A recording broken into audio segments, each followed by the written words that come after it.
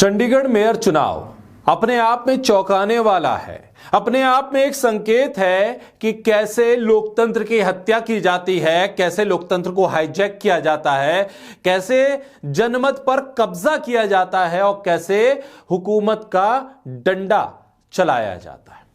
Chandigarh mayor चुनाव, जहां कहीं से कहीं तक बीजेपी के पास बहुमत का कोई आंकड़ा नहीं था, विपक्ष यानी इंडिया गठबंधन कांग्रेस और आम आदमी पार्टी के पार्षदों की संख्या 20 थी, बहुमत के बिल्कुल पास थी, पूरा बहुमत था कांग्रेस और आम आदमी पार्टी के पास। बीजेपी का कहीं दूर दूर तक नाम नहीं था, वहां पर बीजेपी जीत गई।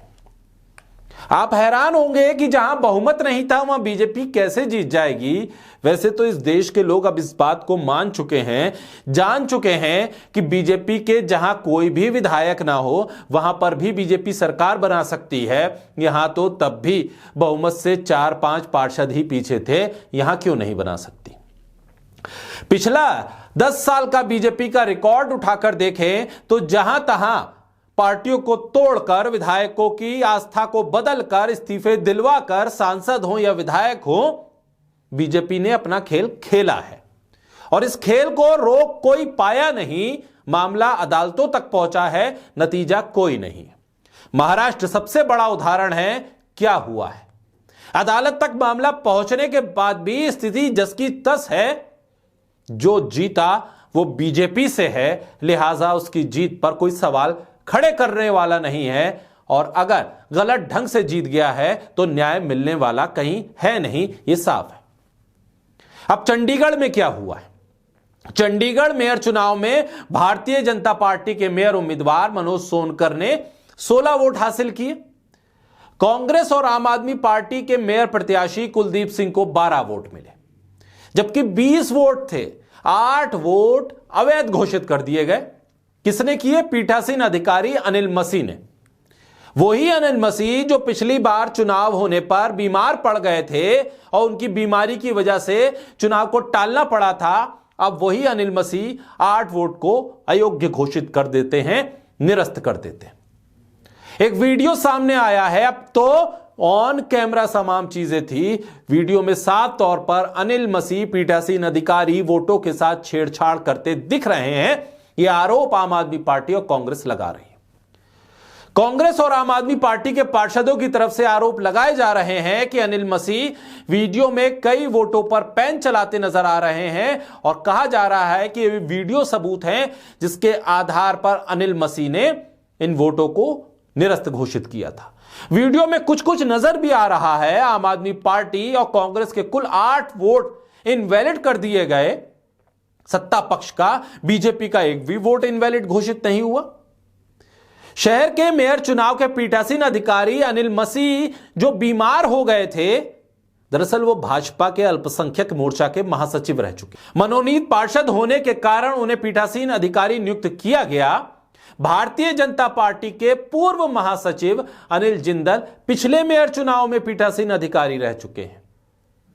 दोनों नियमित रूप से पार्टी की गतिविधियों में हिस्सा लेते हैं, उनके पार्षदों के साथ बैठते हैं, उठते हैं, पदाधिकारियों के साथ मेलजोल होता है, चुनावी रणनीति बनाई जाती है। और जब ये पार्टी की गतिविधियों में शामिल होते हैं तो भाजपा में शामिल होने के दौरान वहां पर पार्षद भी मौजूद होते हैं। आखिर कैसे अनिल मसीह निष्पक्ष हो गए? कैसे अनिल मसीह को पीठासीन अधिकारी नियुक्त कर दिया गया? निष्पक्षता पर तो पहले से ही सवाल था। आखिर उनको पीठासीन अधिकारी क्यों नियुक्त किया गया? अनिल मसीह जो मेयर इलेक्शन के लिए भाजपा द्वारा नियुक्त पीठासीन अधिकारी थे, भाजपा अल्पसंख्यक मोर्चा के पूर्व पदाधिकारी थे। अब विपक्ष को इससे ज्यादा उम्मीद क्या हो सकती है? चुनाव तो हारना ही था विपक्ष को। पार्षदों के आरोप के बाद सदन में हंगामा हुआ। कांग्रेस और आम आदमी पार्टी के पार्षदों ने अनिल मसीह को हटाने की मांग की। हालांकि बीजेपी के पार्षदों ने इन आरोपों को खारिज कर दिया। तो कौन हटाता? चंडीगढ़ से आ रहे इलेक्शन अधिकारी के वीडियो में खुद उनकी बेईमानी झलक रही है। लोकतंत्र में ऐसा होना शर्मनाक है। यह कृत्य देश के लोकतंत्र को कलंकित करने वाला है। यह कोई छोटा आरोप नहीं लगा है पीठासीन अधिकारी पर।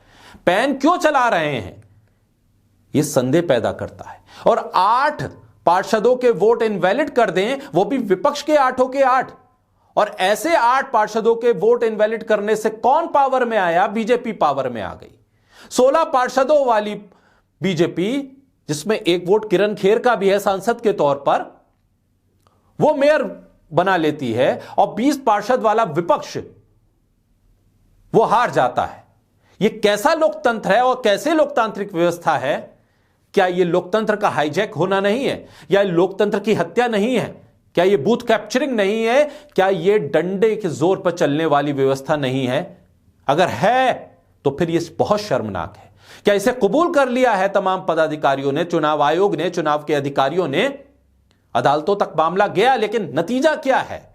अदालतों में लंबी प्रक्रिया चलती रहेगी और उसके बाद नतीजा क्या है? क्या कैमरे पर होने वाली इस चोरी को रोकने के लिए तुरंत एक्शन की जरूरत नहीं है?